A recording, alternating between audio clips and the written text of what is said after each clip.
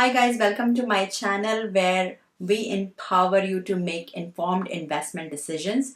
For many years, I worked in a litigation consulting company that solved financial fraud cases such as class action lawsuits involving Fortune 500 companies that produced false or misleading information to inflate its stock price.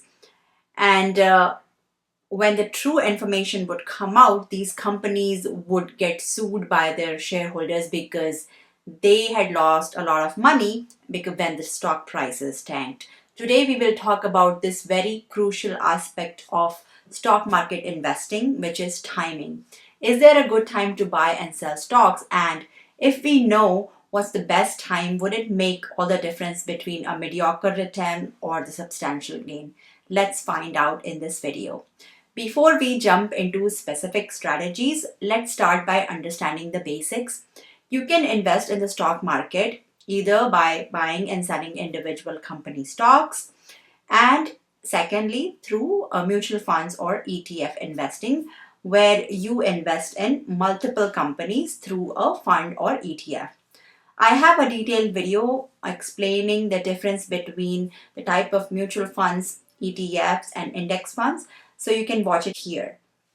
Okay, so the stock market timing revolves around two primary factors. First is the market timing, and the second is the individual stock timing. Market timing is when you try to predict the overall market direction, while individual stock timing is about predicting the right time to buy and sell stock. So market timing, you would look at broader economic indicators such as GDP growth, interest rates, inflation, and other geopolitical events. These factors can influence market sentiment and indicate whether it's a favorable time to buy or sell stocks. For example, during periods of robust economic growth, such as low unemployment rates, and increasing consumer spending, which is what we're experiencing in the US economy right now, it's generally a good sign that the economy is performing well, and you can see it through the stock market charts going up. Recently, the S&P 500 crossed the 5,000 number. Whether it's a good time to invest in stocks or not, we will just find out. On the opposite side, during economic downturns or recessions, like what we saw during the financial crisis of 2008, many investors may reduce their exposure in stocks and shift towards safer assets like bonds and cash. But here is where it gets tricky, which most people don't know very much about. Stock market in the US, as measured by the S&P 500 or the 500 biggest companies of the US by the market cap, has seen an upward slope when we look at from its start date. There have been short term fluctuations, yes, when the market has crashed or reached very high points, even. You can see how overall it has gone up. So, selling a lot of diversified stocks out of panic in an otherwise stable country such as the US, just because the stock market was performing low during certain moments, will be a foolish decision because it will bounce back. And this is what distinguishes an average investor from a smart investor. Okay, let's move to the next section about individual stock timing. This is not foolproof, but we can look at some of the company's fundamentals, technical indicators, and market sentiment when trying to decide when to purchase or sell a specific stock. Fundamental analysis would mean looking at company's financial health, including its earnings, revenue growth, debt levels, and its competitive position compared to other companies in that industry. When you buy individual stocks of companies with strong fundamentals at reasonable valuation, they can provide you with a margin of safety and increase the likelihood of favorable returns over the long term. But there is no 100% guarantee. As I mentioned earlier in my video, that companies commit fraud. Anyways, I will also talk briefly about technical analysis, where if you have time and expertise, you would study price charts and patterns to identify potential buying and selling opportunities. I don't want to get too much in detail here because I don't have the expertise to study each company individually, and it is almost impossible to predict how the company is going to do in the future.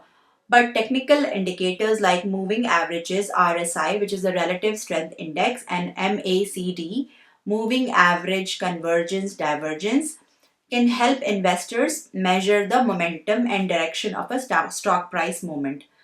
Let me try to explain this in simple words with an example here. So let's take, for example, Apple, which has obviously performed really well.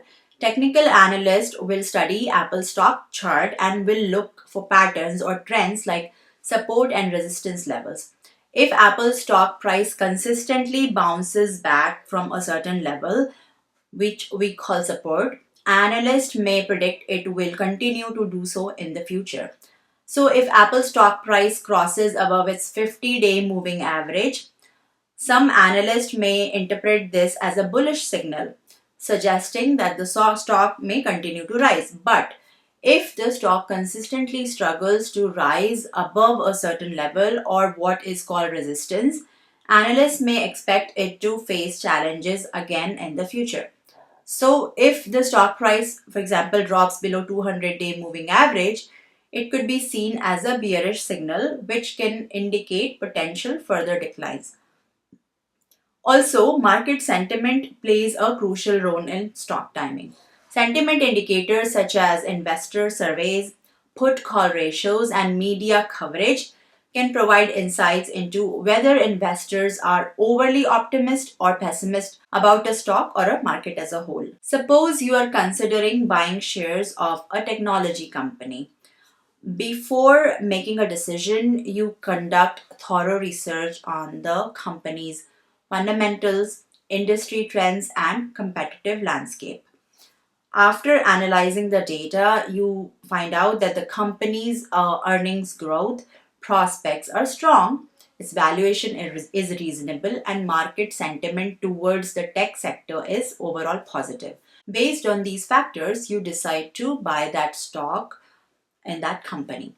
On the other hand, let's say you already own shares of a retail company and its stock price has appreciated significantly over the past few months. You notice that the company's fundamentals have deteriorated and there are signs of weakening consumer demand for that product. In this case, you decide to sell your shares to lock in profits and mitigate potential losses.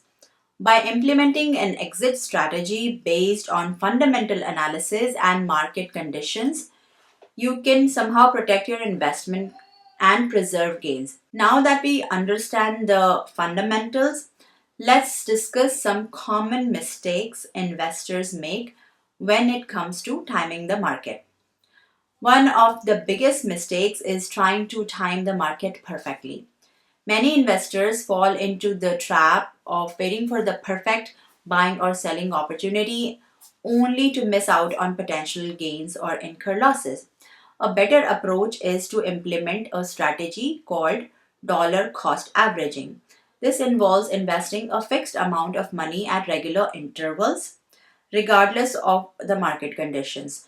So, this will help you smooth out market volatility and can result in better long term returns compared to trying to time the market. This is the strategy I follow. I invest for the long term and I don't check my portfolio every single day because I don't do day trading and I don't care about short term movements. What matters is how my portfolio will do in the next 20 years. Another essential aspect of timing is risk management. So it's crucial to have a clear understanding of your risk tolerance and to diversify your investment portfolio accordingly.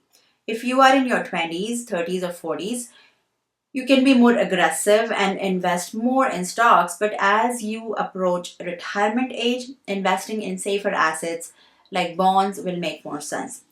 For the overall stock market to give its maximum potential return, it needs to have a long waiting period to ride out any short term dips. So, I would say stick to your investment strategy and objectives. Avoid making decisions based on short term market fluctuations unless they align with your long term goals. and definitely maintain a diversified portfolio across various assets to mitigate risk.